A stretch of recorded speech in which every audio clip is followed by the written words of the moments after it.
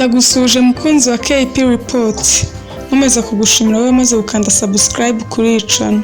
Nguhaye ikaze mu nkuru y'umunsi kuri KP Report. Mu ntangiriro z'umwaka mushya w'amashuri, umwarimukazi yahagaze imbere y'abanyeshuri be nuko akora mu gashakoshi akuramo inoti y'amadolari 100. Ayifata mu ntoki asa n'uyizunguza mu kirere ngo abanyeshuri bose bayibone. Nuko arababwira ati: "Uwaba ashaka aya mafaranga wese natera urutoki hejuru."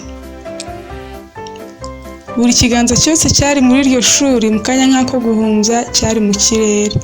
Bose bamanikira rimwe intoki nk'ikimenyetso ko buri wese yifuzaga ayo mafaranga. Maze mwarimu aravuga ati: "Aya mafaranga ndaza kuyaha umuntu umwe muri iri shuri, ariko mbere yaho reka mbanze nkore iki kintu." Uyu mwarimu yafashe ya nota ayigaragura mu biganza bye ayipfunyarika. Niko kubaza abanyeshuri ati: "Hari uwaba ugishaka iyi noti yapfunyara ayirya?" Bose bagumije ibiganza byabo mu kirere, bivuze ko buri wese yari akiyishaka.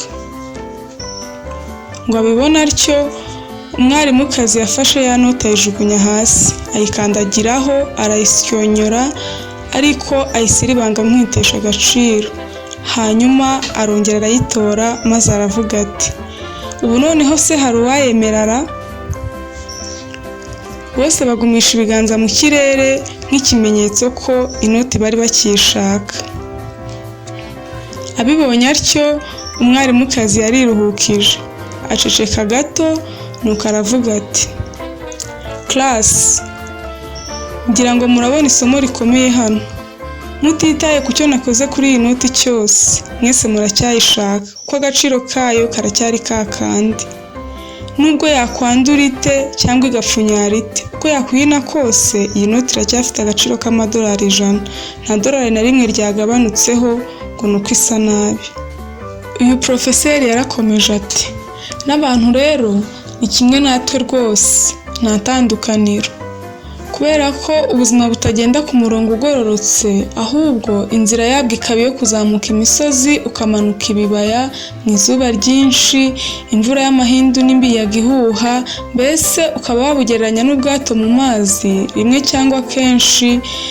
Hari ibihe nk'ibyo bizaza mu buzima bwawe, maze abantu bakwange, bagute, ukubitwe, bakuvuge, witarurwe n'abo witaga inshuti yewe n'imiryango, bagusigurubwa, mbese wa mugani wa Masabo usigare wireba ukibura. Nyamara icyabi icyo ari cyo cyose, nta na rimwe utakaza agaciro kawe igihe cyose ukiri umuntu, kubera ibyago kenshi bikuzaho bitaguteguje cyangwa nta ruhare na ruto wabigizemo. Nubwo kandi waba wanateshutse ugakosa, igihe ukiriho haba hari amahirwe yo kwikosora, ugakosora aho wafuditse, ntiwemere ko isi kwanga ngo nawe witere. Isomo rikomeye ry'ubuzima ni uko amagorwa n'ingorane ndetse n'ibyago biza mu buzima nta kizabibuza kubaho igihe tukiriho, kandi twese burya bitugeraho mu bihe bitandukanye, bikatuzahaza, bikaturemerera kandi bikatwihebesha, ndetse kenshi nta n'uruhare cyangwa ikosa twakoze ngo bidushyikire. Itandukaniro riba gusa uko duhitamo kubyakira n'uruhare twemera ko bigira mu kuduhindura beza cyangwa babi. Ikizakubaho cyose, uko cyaba gikomeye cyangwa kibabaje kose, ntukemere ko gikora ku byiyumvo byawe by'ukuri w'agaciro, ngo wumve cyangwa utekereze ko byakugabanirije agaciro nk'umuntu, dore ko nta kikakurusha. Iteka ryose jya umenya ko uhagije, kandi ko hari ikintu kimwe wihariye kandi kidasanzwe ufite wahise, maze ukayisiga ari nziza kurusha uko wayisanze. Iminsi cyangwa abanzi ntibigashake kugutesha agaciro, hanyuma ngo ubwo biguteye nawe witere wiyima agaciro, ubu urwaha abakwanga. Uri uw'agaciro iteka, uzabizirikane.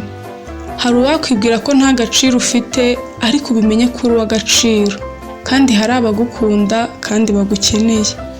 Niba hari umuntu ufite icyo akurusha, ntibikagutere kumwanga cyangwa kwiyanga, kuko nawe byanga bikunda, waba ubizi cyangwa utarabimenya, ntubuze icyo umurusha cyangwa wakora neza kumurusha. icyo muhuriyeho ni uko mwembi muri abantu, ntimwashibutse ku biti, mwarabyawe, kandi twese umuremyi wacu ni umwe. Iteka ryose uzahora uri intwari mu bitekerezo by'umuntu runaka, nyamara ari nako uhora ufatwa nk'ikigwari mu bitekerezo by'undi.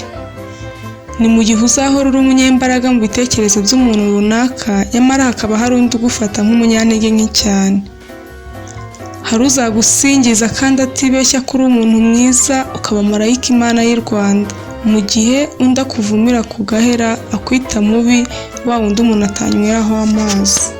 Hari umuntu uzahora yishimira ko umuhora iruhande agasusuruka, mu gihe hari undi ukubona agahunga kuko umubangamira hafi yo kumutera iseseme. Hari abantu bazabuzwa amahoro no kukuba iruhande gusa, mu gihe abandi benshi babonera amahoro aho uri. Hari abazakubona nka kirogoya kidobya mu buzima bwabo, nyamara abandi bashimira umuremyi mu mitima yabo ko yabaguhaye nk'impano y'agaciro. Isi n'ab'isi bazakurebera mu ruhande basanzwe bareberamo ibintu, kandi ntukwiye kubibahora. Isi n'ab'isi nta na rimwe bazigera bemeranya ku gisobanuro cy'uriwe nk'umuntu. Akanama ko kwiyubaka ko rero ni uko ukwiye kubaho mu buryo wumva uhamanya n'umutima wawe. Frida Kahlo, umugore w'icyamamare mu bugeni, we yigeze kuvuga ati: nizera ko ubundi nta kintu twakabaye tuvunika dukora kugira ngo dukundwe. Tumara iminsi y'ubuzima bwacu bwose tugerageza kuba beza no kuba abanyabwenge kurusha uko Imana yaturemye, bigatuma tutishimira ubwiza karemano Imana yatwihereye. Nyamara hari ibintu bibiri naje kumenya: abadukunda baturebesha amaso y'imitima yabo, maze bakatubona n'ubwiza burenze kure cyane ubwo twiyiziho cyangwa twibonaho. Yego, mu by'ukuri nizera ko ari iby'ingenzi kureka no kuzibukira ibibi n'inenge twakwibonaho, kuko atari ikintu twakwirata. Nyamara inenge zacu n'ibyo bamwe batwangira ni ikintu cy'agaciro ku baturebera mu mitima yabo, kuko bo banabasha kuzihanganira, bakadukunda batayobewe ko tuzigira, bakadukunda nta kiguzi tubahaye. Hanyuma rero, kuko uri uw'agaciro mu maso y'Imana, ntukihebe. Imana iragukunda. Shalom.